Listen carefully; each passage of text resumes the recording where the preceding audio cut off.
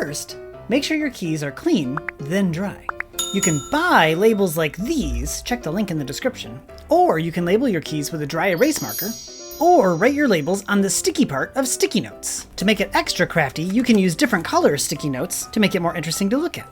The easiest white key to find is between two black keys, which is called the letter D. The keyboard is arranged in a set of 3 black keys, 2 black keys, 3 black keys, 2 black keys, and so on.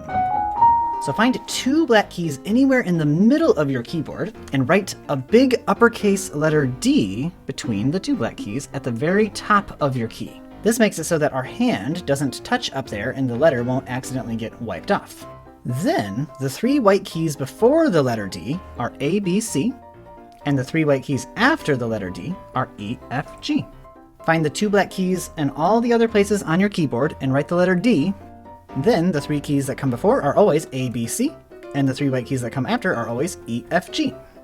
If you have a full-size piano with 88 keys, that keyboard will start with 1 black key. And right before that is the letter A.